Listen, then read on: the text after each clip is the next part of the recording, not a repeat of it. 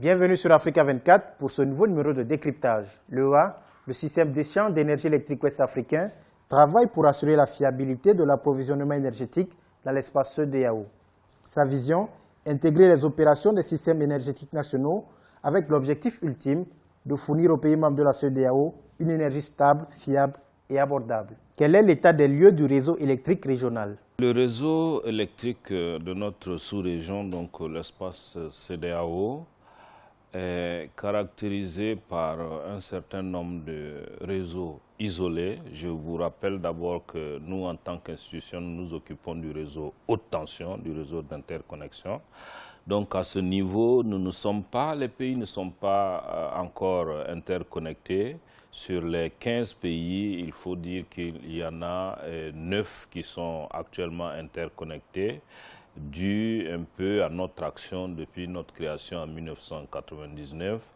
Nous sommes arrivés à interconnecter 9 pays sur les 15 et principalement sur les 14 continentaux, le 15e étant le Cap-Vert qui est très loin dans la mer et pour lequel nous n'entrevoyons pas une interconnexion vraiment à brève échéance. Quelles sont les missions du système d'échange d'énergie électrique ouest-africain? En termes de missions, nous avons d'abord principalement mettre en œuvre, développer les potentialités de production qu'il y a. Les potentialités de production, donc les sites de production qu'il y a. Vous voyez par exemple la Guinée qui a un potentiel assez important de production, le Nigeria aussi et bien d'autres pays.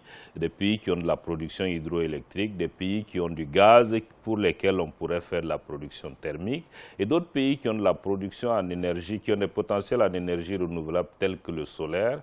Donc développer, disons, ces potentiels-là pour créer donc une génération, une disponibilité en énergie électrique. Et le deuxième volet de notre mission, c'est interconnecter tous les pays, faire des lignes d'interconnexion pour permettre à cette énergie disponible-là de pouvoir circuler dans tous les pays pour satisfaire donc les besoins des populations. Quelle appréciation portez-vous sur la situation de crise énergétique observée au sein des pays de la CEDEAO? Elle ne date pas de maintenant cette crise-là et comme je vous l'ai dit au début, quelque part la création du WAP est liée à cette situation où il y a des difficultés un peu partout. On voit dans pratiquement tous les pays, il y a non seulement la disponibilité en énergie et la capacité de production est insuffisante, ce qui fait qu'il y a des délestages, il y a aussi les coûts, bien que les pouvoirs publics interviennent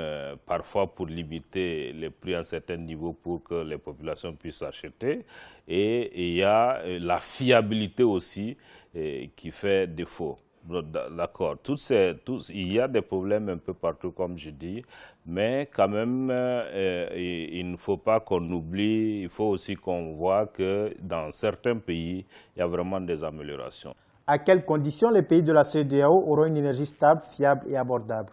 Vous donner une date, disons, ce serait trop m'aventurer, mais je peux vous dire que déjà à partir des années 2019, comme je vous l'ai dit, où nous serons interconnectés, ça va nous permettre vraiment de partager tous les moyens de production à tout le monde, si vous voulez. C'est-à-dire que nous aurons l'ensemble des moyens de production de la CEDEAO pourront être utilisés par l'ensemble des populations de la CEDEAO, sous réserve bien sûr de la mise en œuvre des différents contrats qu'il faut et donc du marché de l'énergie électrique. Ce qui sera important à ce moment-là aussi, c'est que les investisseurs privés comprendront qu'il y a un système qui peut leur permettre de venir investir dans un pays et vendre l'énergie là où ils le veulent et recouvrer les fruits de cette vente-là. Quelle est la contribution de chaque pays de la CEDEAO pour l'atteinte des objectifs du système d'échange d'énergie électrique ouest-africain? Oui, justement, chacun contribue à hauteur de ses moyens. Alors là, je parle de moyens de potentiel. Alors, et justement, la logique de notre création vient de cela. Quelles sont les capacités, les potentialités qu'il y a ailleurs, dans les pays? il faut dire qu'à l'origine, une étude a été faite qui a permis de dire que même si nous avons des problèmes actuellement, le potentiel total de la sous-région est capable de fournir suffisamment d'énergie pour les besoins de la sous-région jusqu'à l'horizon 2035. C'est ça qui fait, on dit, bon, ok, donc mettons ensemble ce potentiel-là. Donc, ce qu'il y a aujourd'hui, vous avez, et je prendrai encore à partir de la Guinée où le potentiel est surtout hydroélectrique.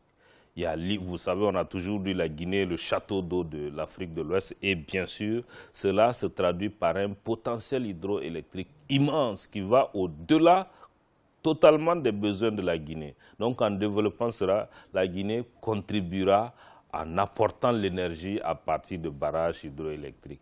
Vous avez un pays comme le Nigeria, où il y a le gaz, il y a aussi l'hydroélectricité, il y a des potentiels hydroélectricité, il y a même le vent qui est là, le Nigeria contribuera en apportant donc de l'énergie de ce type-là.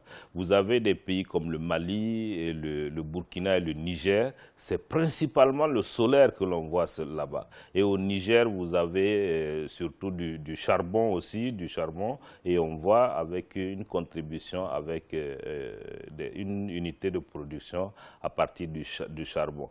Bon, je ne dirais pas tous les pays, vous voyez, il y en a, mais il y en a d'autres qui n'ont pas de potentiel de génération.